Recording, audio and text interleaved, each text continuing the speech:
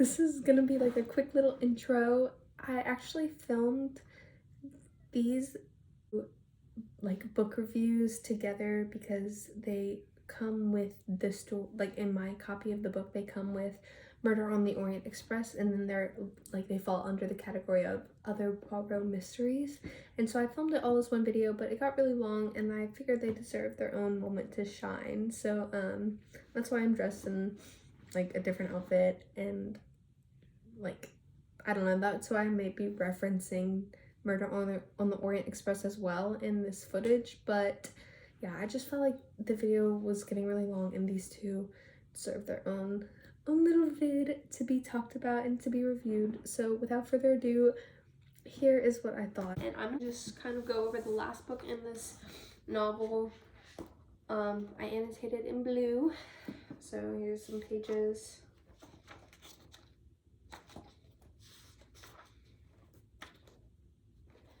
And I'll kind of give you my thoughts on that one as well. I started Curtain Poirot's Last Case on January 21st, 2023, and I finished on February 19th, 2023. So it took me less than a month to read, a total of 16.5 hours. So less than The Murder of Roger Ackroyd, but more than Murder on the Orient Express. My favorite characters, let's see what I had to say. I said, how can I choose? I love the friendship between Hercule Poirot and Arthur Hastings, who wrote the story. I said, by now Poirot has become a favorite, as this is the third book in a row that I've read with him. I feel that I know him pretty well. Nonetheless, I did find him particularly rude in this novel. In this book I read previous to this one, The Murder of Roger Ackroyd, Poirot often talked of how he missed his Hastings. Because of this, I was very excited to find out that this book was written from Hastings' perspective. Hastings was pretty simple, but occasionally I found his thoughts funny. I just found him and Poirot's duo so wholesome. I also loved how strong and independent Judith Hastings was throughout the story, though I will admit I thought she was definitely the murderer for most of the time, but ultimately I loved her.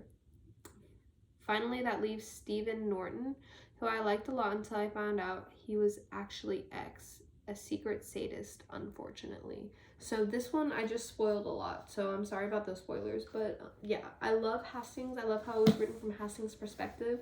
I love how in the book previously, Poirot was like, oh, I miss my Hastings, I need to see Hastings, I hope Hastings comes, and then in the next book, it's written from Hastings' perspective. Like, that was good for me. That was good for my soul. And they have such a wholesome little friendship duo that's really, really cute. I will say I missed Book, and I was a little jealous for Book. I was like, is Hastings your best friend though? But what about Book? But ultimately, I love their friendship. And then Hastings has this daughter. Her name is Judith, and she is so cool. And she's independent, and she stands up for herself. And yeah, I was obsessed with her. But she's a little too independent and crazy and awesome. And I was like, something's up. She's probably the murderer. And the whole time I kind of went through thinking like, wow, I love this girl, but pretty sure she's the murderer. And actually she wasn't the murderer. So spoiler, that was a nice little touch. I was like, no way she's not, because she's too cool. She is too cool to not be the person who killed this, or like who keeps killing. And then Norton, he was fake. TBH. I really liked him at first because, well, that's what he wanted, I guess. He wanted everyone to really like him, and he was good at it, and he was like sweet and wholesome, and he loved bird watching. Like, that's so adorable. But alas, he is not a good guy. That's as much as I'm gonna say. Some quotes I found. The first one I saw, nothing is so sad in my opinion as the devastation wrought by age. Page 452. That's just sad. That's something Poirot said because he was getting old and kind of sick, and he was like, nothing is so, yeah. The second quote I found, why the worst type of men can always be relied upon to please and interest the nicest of women has long been a problem beyond me. Page 468. This I just found funny because it was like, why do good girls always like bad boys? That's what it was kind of giving, and I was like, this is said really fancily. Like, I'm gonna highlight this one. I also found Curious sometimes how one's thoughts swing in a kaleidoscope, a bewildering shuffling and reshuffling of memories of events, then the mosaic settled into its true pattern. Page 505. This is the second time I saw her reference a kaleidoscope for a quote, so I thought that was a nice touch. Yeah, I just thought it was cool. For no human has a right to humiliate another human being, page 510. And I was like, so true, bestie. And I highlighted that because, like, they just said that in the book. They're like, no human being has the right to humiliate another human being. And I'm like, real world, real world. 5. Underneath the quarrels, the misunderstandings, the apparent hostility of everyday life, a real and true affection can exist. Page 517. Which is just kind of like, to me, that says everyone is human, everyone has a moral compass, and despite like the ins and outs of everyday life and of the normal routine we put ourselves in every single day, it's still, everyone has their own story, everyone's going through their own thing for their own reasons, and it's like, everyone has intention, you know? Everyone has intention to do what's best for themselves at that exact place in time. Or if it's like a selfless act, it's still best for someone that they care about, and that's selfless in and of itself, and it's just so good. I'm gonna go ahead and tell you guys what I thought overall of Curtin Poirot's Last Case. I think I spoil. So, spoiler alert, I'm pretty sure I'm about to spoil this book, so go ahead and skip ahead. I said, at first it was hard to follow, and low-key was pretty slow read for a while, but once the story hit its climax and onward, I really, really enjoyed it. I find this a common theme in the Agatha Christie work I've read so far. It starts off slow and stays slow for a while, but before it eventually takes off. But how it was really well written. No matter how hard I tried to predict who X was throughout the story, I was still shocked by the end of the story.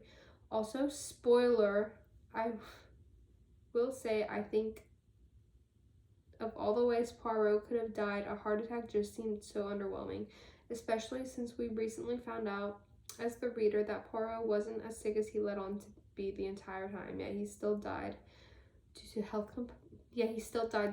complications. But that was one of my only qualms, you could say.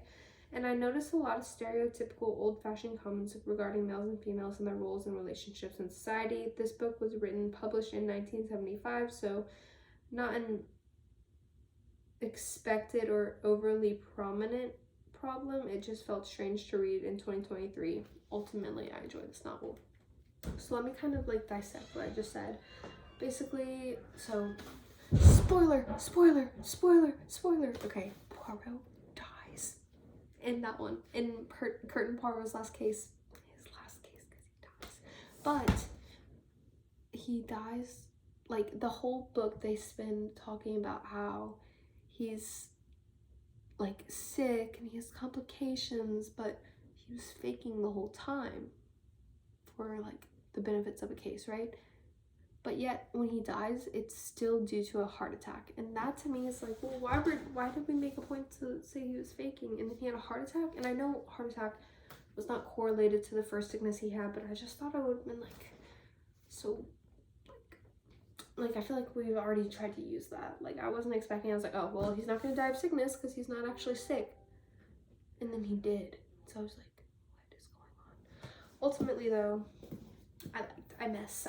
But like I said, a common theme in all Agatha Christie stories that I've read, like at least all these three, it starts off kind of slow, like kind of setting everything up before it really takes off. And the end is when I'm like, yeah, this is a good book. But before the end, I'm like, I have to finish it because I started it and I'm OCD. And then the end, I'm like, it's so good. So it kind of, it's a roller coaster. Yeah, that's my thoughts on this Barnes & Noble copy of Murder on the Orient Express and other Poirot stories. Please leave a thumbs up if you liked it, if you like these stories, if you have thoughts and opinions on them.